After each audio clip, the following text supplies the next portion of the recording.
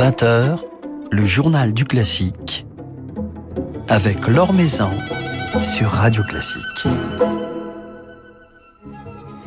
Bonsoir à tous. Cela faisait presque 25 ans qu'il n'avait pas dirigé ces musiciens dont il fut, de 1989 à 1998, le directeur musical. Semyon Bychkov vient de faire son grand retour à la tête de l'Orchestre de Paris et les micros de Radio Classique étaient présents pour capter l'événement, d'autant plus émouvant que figurait au programme de ce concert la deuxième symphonie Résurrection de Mahler. Concert que vous pourrez revivre demain soir sur notre antenne, mais ce soir c'est avec Semyon Bychkov que nous passerons un petit moment. Il se confiera justement sur ses retrouvailles. Le temps de notre petit panorama quotidien de l'actualité musicale, quelques nouvelles développées par Philippe Gau sur le site de Radio Classique. Une disparition tout d'abord, celle de la soprano américaine Karen Armstrong, décédée mardi à l'âge de 79 ans en Espagne. Karen Armstrong, dont la carrière est indéfectiblement liée à l'Opéra de Berlin, où elle se produisit plus de 400 fois dans 24 rôles en 40 ans. Berlin, où elle sera inhumée justement. Elle y avait donné son dernier concert en 2016. Elle aura marqué l'histoire de l'Opéra de Berlin comme une diva de la modernité, mais aussi dans les grands opéras de Wagner, Puccini et Strauss, a déclaré Dietmar Schwartz, le directeur du Deutsche Oper. Steinway & Sons lance une édition limitée de pianos de prestige pour aider le Royal Albert Hall à se redresser. La célèbre scène londonienne qui fête cette année son 150e anniversaire et dont la situation financière demeure fragile, a accueilli avec soulagement l'initiative de la grande maison de piano qui, grâce à la vente de cette série limitée, reversera plus de 200 000 livres à l'institution sous forme de dons. Cette collaboration a été lancée lors d'un récital privé donné par le pianiste Igor Levit le 23 septembre. La saison musicale des Bouffes du Nord reprend ce lundi 4 octobre avec un concert de la célèbre cantaora Rocío Márquez et de l'ensemble Aedes autour d'un programme au croisement du flamenco et du chant choral, des œuvres baroques et contemporaines et quelques pages traditionnelles de flamenco exprimant les tourments de l'âme. Un programme original qui sera repris le 16 décembre à l'Atelier lyrique de Tourcoing.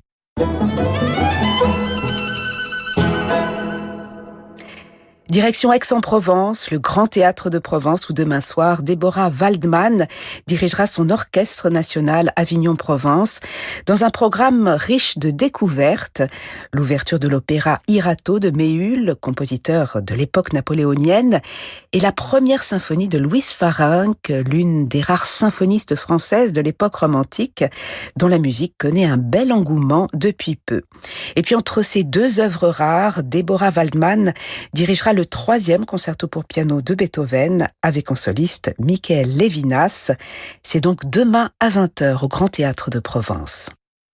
Laure Maison sur Radio Classique. Et on termine ce petit tour d'horizon de l'actualité musicale avec une nouveauté discographique très attendue.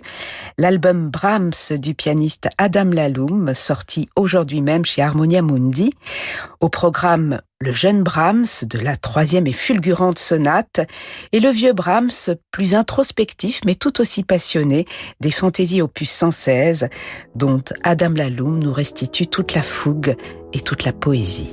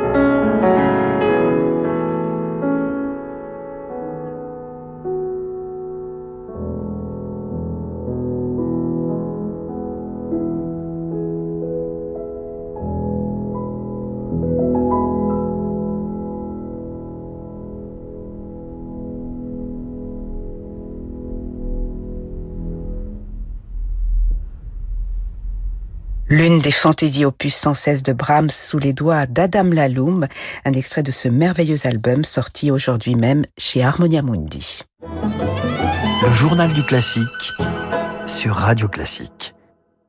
Radio Classique diffusera demain à 21h le concert donné par Semyon Bishkov le 24 septembre dernier à la Philharmonie de Paris. Concert qui marquait ses grandes retrouvailles avec l'Orchestre de Paris après 23 ans d'absence. Alors quelques jours avant de retrouver cette phalange dont il fut pendant 9 ans le directeur musical, Semyon Bishkov nous a confié ses émotions et les raisons de son retour. Vous savez, c'est la même chose qui se passe souvent avec des œuvres de musique. On me pose la question, mais pourquoi vous ne dirigez pas telle ou telle œuvre et pourtant vous l'aimez beaucoup? Et je réfléchis, je dis, il n'y a pas de raison, sauf que probablement c'est parce que je fais d'autres choses. C'est vrai que vous étiez très occupé ces dernières années. Mais qu'est-ce qui vous a convaincu finalement de revenir? Quel a été l'élément déclencheur? Vous savez, j'étais invité depuis déjà des années, plusieurs fois, ça n'a jamais collé. Et ça date maintenant, ça c'était avant pandémie, donc disons, il y a 2 ans, le directeur de l'Orchestre de Paris est venu pour me voir à la Côte Basque, on habite là-bas. Il a fait le voyage qui a duré éternellement parce qu'il y avait problème de train, je ne sais pas quoi. En tout cas, c'est quelque chose qui a pris beaucoup de temps. Il est arrivé pour me demander de revenir. Il a dit que ça vient pas uniquement de sa part, mais de la part de l'orchestre entière. Et donc, on a commencé à parler, et à ce moment-là, je pouvais pas dire non. Donc, on a trouvé une date, et voilà. Alors, l'orchestre a forcément changé depuis presque 25 ans. Son effectif a été en partie renouvelé, même si vous retrouverez Semyon Bishkov, des musiciens que vous connaissez. L'orchestre est passé entre les mains de différents directeurs musicaux. Comment appréhendez-vous ces retrouvailles? Comme avec des amis que l'on n'a pas vus depuis longtemps ou comme avec un orchestre différent? Je pense que ça va être un orchestre quand même très différent de ce que j'ai connu, justement parce que au cours de ce quart de siècle, tellement de musiciens sont partis en retraite et les autres sont venus. Donc je vais faire leur connaissance, si vous voulez, mais je me réjouis par le fait qu'il y a certaines qui sont là et qui vont jouer. Parmi eux, par exemple, Pascal Moragues ou André Cazalet. Ça c'est pas uniquement des artistes que j'admire énormément, j'ai toujours admiré, c'est aussi des amis qui datent de cette époque-là quand j'étais avec eux. Donc ça va être un mélange de découverte des nouveaux et en même temps rencontre avec ceux que j'ai toujours aimé et admiré. Alors vous êtes resté, Semyon Bishkov, 9 ans à la tête de l'Orchestre de Paris. Quels sont les grands souvenirs qui vous reviennent à l'esprit aujourd'hui, même s'il y en a, j'imagine, beaucoup, s'il fallait en citer quelques-uns? Il y en a énormément de souvenirs. La 10e symphonie de Mahler que j'ai choisi de diriger cette fois-ci, c'était la symphonie avec laquelle j'ai ouvert ma première saison en tant que directeur musical. Ensuite, je l'ai répété quelques années plus tard et j'ai terminé ma petite époque aussi avec la 10e symphonie de Mahler. Donc, forcément, il y a la raison. Et récemment, quelqu'un m'avait montré une partie d'enregistrement vidéo qui a été faite de ce premier concert avec 2e de Mahler. Et là, je me suis retrouvé avec les cheveux complètement noirs, bien plus maigres. Et c'était assez émouvant. Donc, je suis pas sûr si je peux vraiment citer quelque chose de particulier. Peut-être Electra en version concert que j'ai dirigé dans les 2 dernières semaines justement de mon travail avec l'orchestre. C'était ma première Electra. Donc c'était quelque chose qui restait dans la mémoire. Je pense de la production de Jen Onegin au Châtelet, qui finalement a été aussi documentée par l'enregistrement pour Philips avec Dmitri Khvorostovsky, Nucha Focile, Neil Shikov et les autres artistes. Ça c'est quelque chose qui reste dans la mémoire aussi parce que, par exemple, Onegin, je sais pas pourquoi, mais le monde a décidé que c'était quelque chose qui reste dans l'anthologie de Jen Onegin de Tchaïkovski. Peut-être c'est pour ça, mais aussi les souvenirs de collaboration avec tous ces artistes. Donc il y en a beaucoup.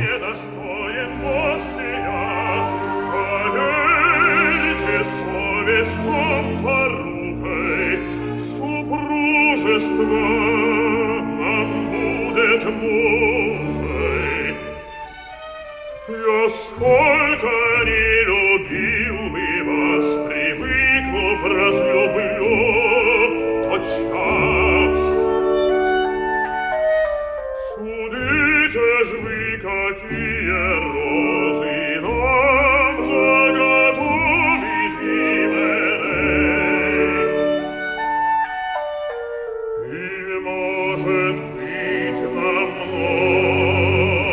много дней.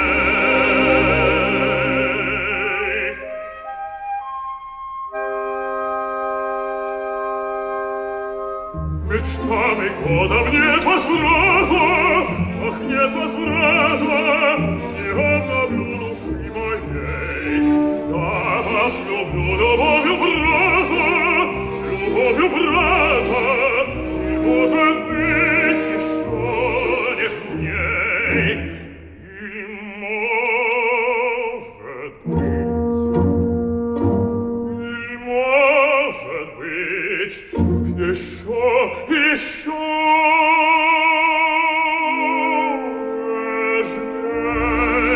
Послушайте ж меня, без гнева, светит не распадая дева.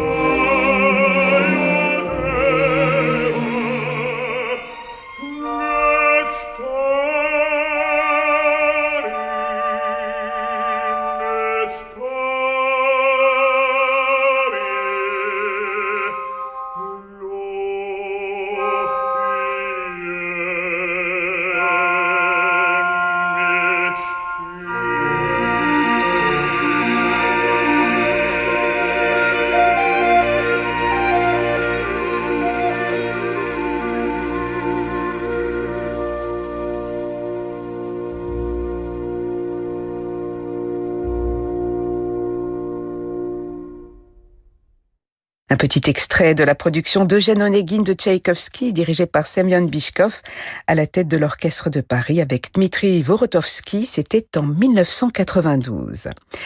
Alors c'est la deuxième symphonie de Mahler que Semyon Bishkov a choisie pour son grand retour à la tête de l'Orchestre de Paris, une œuvre, comme il nous le confiait tout à l'heure, liée à son histoire avec l'orchestre et un compositeur avec lequel le chef entretient une relation toute particulière, comme il nous le raconte ce soir. Peut-être, il faut rappeler que la première fois j'ai entendu les sons de Mahler dans ma vie, j'étais encore un gosse.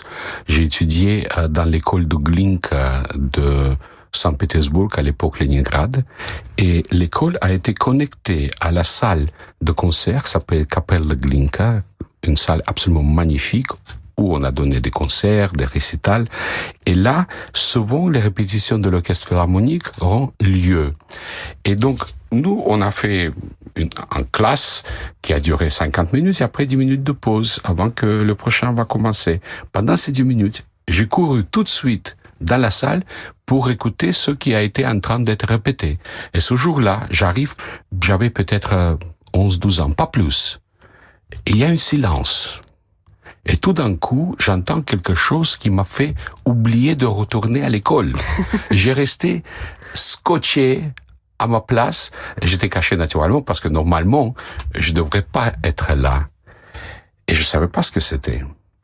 Ce jour-là, je suis après l'école, je suis dans les rues et il y avait pas mal des affiches, des concerts, des annonces de spectacles, etc. Et je regarde et je vois une affiche qui annonce la 3e symphonie de Mahler qui sera jouée d'ici peut-être 2-3 jours par l'orchestre philharmonique. Alors, je savais pas qui il était. Naturellement, je savais pas la 3e symphonie et la signification de cette symphonie. Ce que j'ai entendu ce jour-là, c'était mouvement final. Et après, j'ai découvert que il y a certains titres de programmation et le mouvement final signifie ce que l'amour me dit. Et alors, c'était à ce moment-là que le rêve de diriger la musique de Mahler, parce que déjà, dans ma tête, c'était mon rêve de diriger. Diriger musique de Mahler, et cette fascination, presque obsession avec sa musique a été née. Et après, naturellement, la vie fait ainsi que j'avais le privilège de pouvoir faire. Donc, toute première symphonie de Mahler que je dirigeais, c'était la 5e. Quelques mois plus tard, c'était la 2e.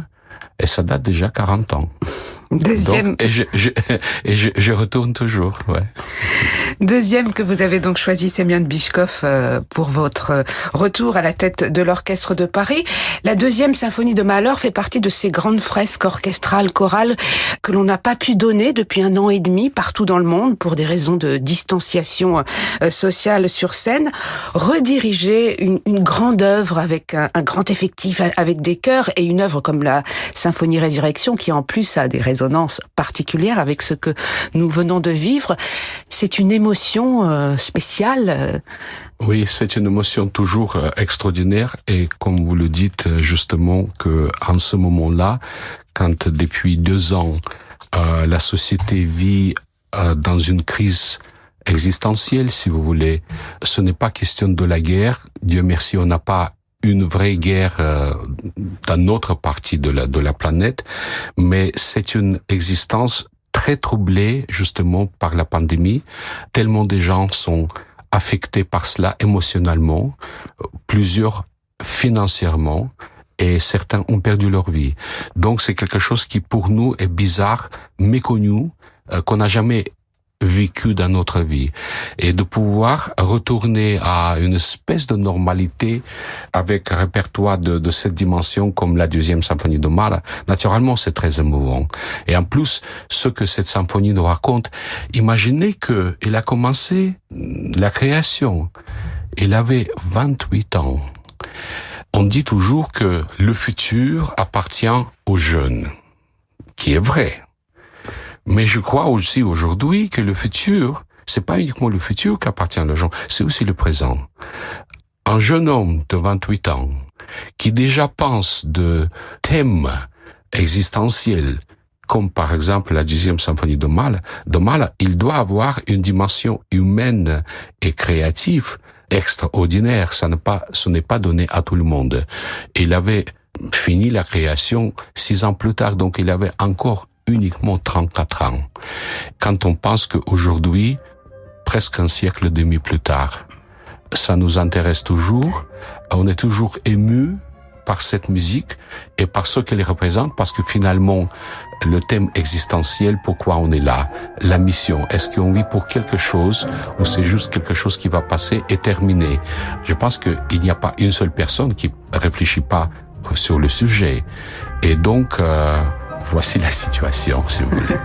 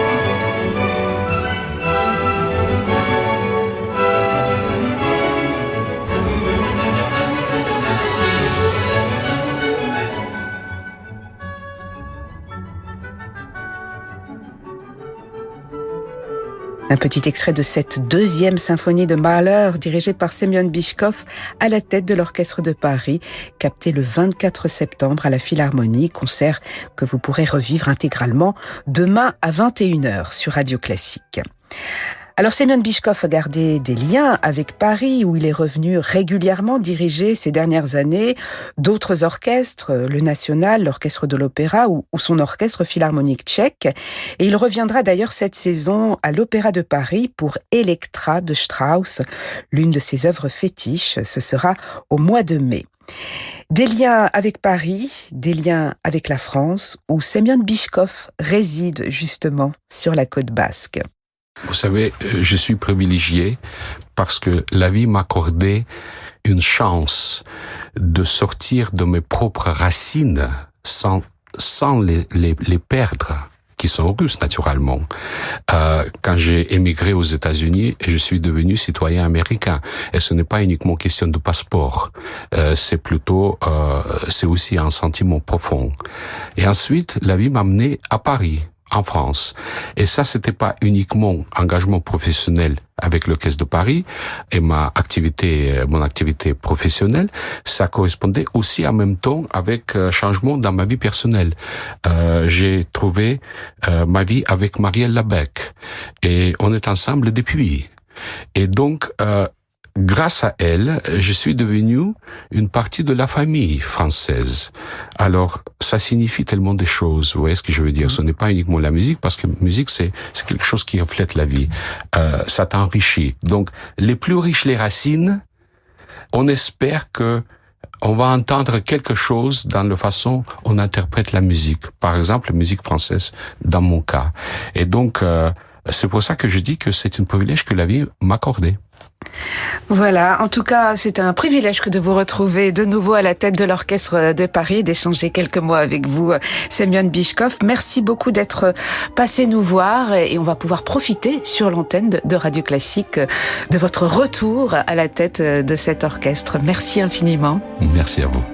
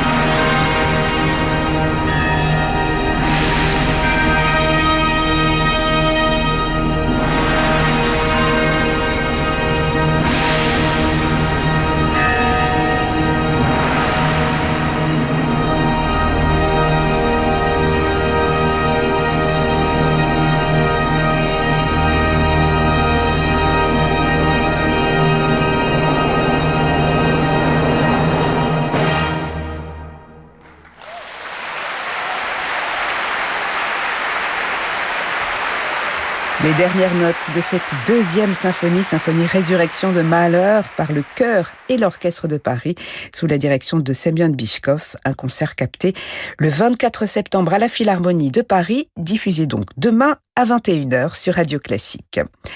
Voilà, c'est la fin de ce journal du classique. Merci à Laetitia Montanari pour sa réalisation. Lundi, c'est Véronique Jans qui passera un petit moment avec nous. Très belle soirée, très beau week-end. J'aurai le plaisir de vous retrouver samedi et dimanche matin. Mais tout de suite, je vous laisse en compagnie de Francis Drezel.